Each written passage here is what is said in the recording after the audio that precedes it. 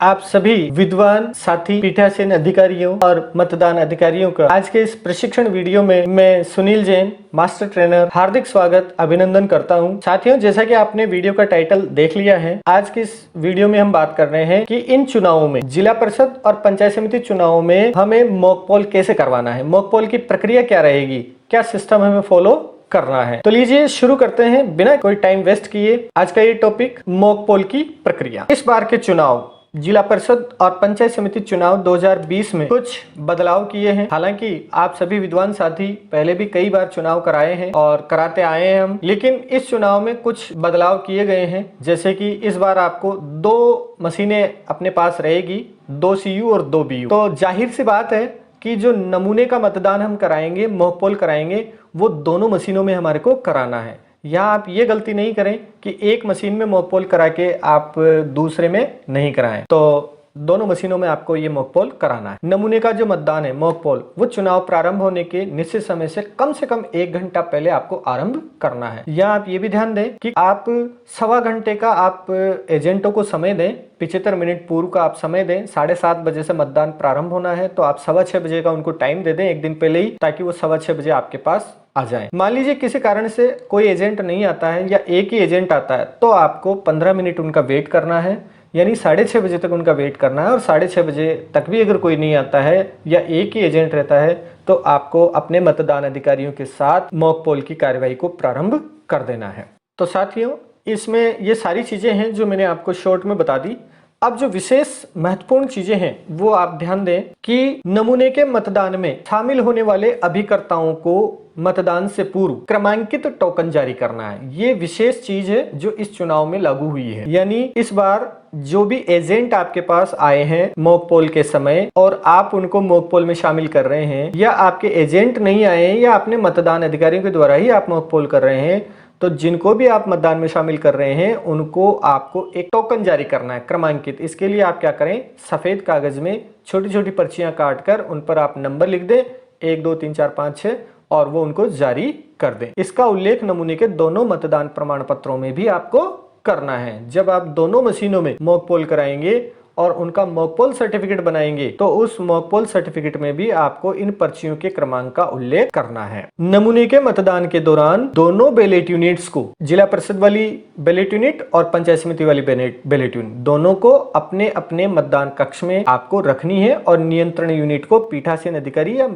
संबंधित मतदान अधिकारी की टेबल पर आपको रखना है और वहीं से आपको मॉक पोल कराना है। अब नमूने के मतदान में मॉक पोल में आपको एक तो ये ध्यान रखना है कि पर्चियां आपको अलॉट करनी है, टोकन जारी करना है।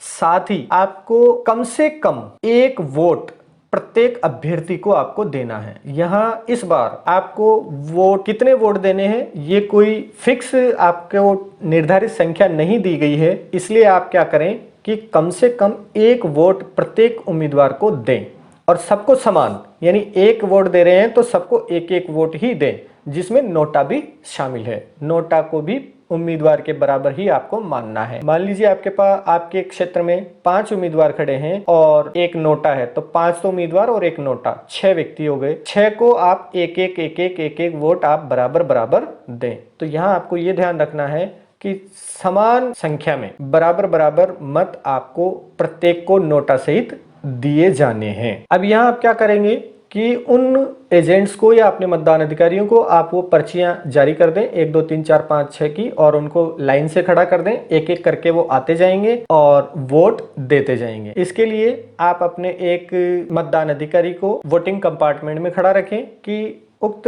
मतदाता ने किसको वोट दिया वो देखने के लिए, ताकि हम मॉक पोल में जो मॉक पोल सर्टिफिकेट बनाएंगे उसमें भी इसका उल्लेख करेंगे कि अमुक 1 नंबर की पर्ची वाले व्यक्ति ने कितने नंबर के उम्मीदवार को अपना मतदान किया। तो इस चीज का भी आपको ध्यान रखना है। तो अभी मैं आपको मॉक पोल सर्टिफिकेट बताऊंगा, तो उसमें आपको इनकी सबकी एंट्री करनी है। ये देखिए, इस तरह का मॉक पोल सर्टिफिकेट रहेगा। ये प्रारूप मॉक पोल प्रमाण पत्र, यहाँ आपको ऊपर ही ऊपर अपनी जिला परिषद या पंचायत समिति सदस्य की जिसका भी आप ये सर्टिफिकेट बना रहे हैं, दोनों के लिए अलग अलग सर्टिफिकेट बनाना है, ये आप विशेष ध्यान रखें। तो पहले आप जिला परिषद का भर रहे हैं तो जिला परिषद को राइट कर दें और इसको काट दें। अगर आप पंचायत समिति का भर रहे हैं तो पंचायत समिति को राइट कर दें और जिला परिषद को काट दें। यहाँ आप अपने केंद्र का नाम, जो वार्ड संख्या, क्रम संख्या जो भी है वो ऊपर की पूर्तियां आप कर दें। यहाँ आपको ये जो कॉलम है इनकी पूर्तियां कैसे करनी है ये देख लें एक बार। यहाँ क्रम संख्या आपको डालनी है यहाँ पर 1 2 3 4 5 6। फिर इसके बाद मॉक पोल में भाग लेने वाले सदस्य का नाम आ जाएगा, यानी किसने वोट दिया, मॉक पोल में सदस्य कौन, किसने वोटिंग करी थी तो उसका नाम आ जाएगा। यहाँ उसका पर्ची क्रमांक आ जाएगा। और ये 2 कॉलम है, एक जिला परिषद सदस्य के लिए और एक पंचायत समिति सदस्य के लिए। तो आप जिसका भी बना रहे हैं, हम यहाँ देखिए आप जिला परिषद का बना रहे हैं तो जिला परिषद वाले कॉलम में ये एंट्री करेंगे और इसको डैश डैश कर देंगे। यहाँ अगर हम पंचायत समिति का बना रहे हैं तो पंचायत समिति वाले कॉलम में एंट्री करेंगे, उसको डैश डैश कर देंगे और यहाँ हस्ताक्षर करवा लेंगे। तो ये बिल्कुल सीधा सा सिंपल सा है। यानी 1 नंबर पर लादू राम नाम का जो एजेंट था वो आया, उसको हमने 1 नंबर की पर्ची दी थी, 1 नंबर हमने यहाँ लिख दिया। उसने 4 नंबर के उम्मीदवार को वोट दिया था तो हमने यहाँ 4 लिख दिया और यहाँ आगे साइन करवा लिए। 2 नंबर पे खुशहाल कुमार आया, इसको हमने 2 नंबर की पर्ची दी थी और इसने 1 नंबर के उम्मीदवार को अपना मतदान किया, हमने इसके यहाँ पर हस्ताक्षर करा लिए। यहाँ विशेष ध्यान रखें कि कम से कम प्रत्येक उम्मीदवार को 1-1 वोट, यानी सबको समान वोट आपको डलवाने हैं। ठीक है, तो ये इस तरह से इसका सर्टिफिकेट बन जाएगा। इसी तरह से ये पंचायत समिति सदस्य के लिए हो जाएगा, यहाँ ये खाली रह जाएगा और यहाँ पर इसकी एंट्री हो जाएगी। बाकी सारी चीजें वैसी की वैसी ही है, ये आप विशेष ध्यान दें। तो साथियों इस तरह से आपको ये मॉक पोल का सर्टिफिकेट बनाना है। अब इसके बाद आपको क्या करना है, जब आप आवश्यक संख्या में मॉक पोल के दौरान वोट डाल चुके होंगे तब आपको क्या करना है, तब पीठासीन अधिकारी कंट्रोल यूनिट का, नियंत्रण यूनिट का क्लोज बटन दबाएंगे। अब यहाँ एक चीज और ध्यान देनी है कि एक मशीन में एक बार करें। पहले एक मशीन का मॉक पोल निपटा लें, उसका सर्टिफिकेट भर दें, उसका सारा काम करने के बाद फिर आप दूसरी मशीन का मॉक पोल करें, उसका सर्टिफिकेट भरें, उसका सारा कार्यक्रम आप करें। तो एक मशीन में जब आवश्यक संख्या में वोट आपने डाल दिए तो उसके बाद पीठासीन अधिकारी का क्या दायित्व रहेगा कि वो कंट्रोल यूनिट का क्लोज बटन दबाकर नमूने के मतदान को वो समाप्त करेंगे। फिर उसके बाद क्या करना है, उसके बाद उसका परिणाम यानी क्लोज के बाद रिजल्ट का बटन दबाकर सभी उपस्थित मतदान अभिकर्ताओं को वो रिजल्ट दिखाएंगे। और मॉक पोल सर्टिफिकेट में हमने देखा था कि 1-1 वोट हमने दिया है, मशीन भी 1-1 ही बता रही है।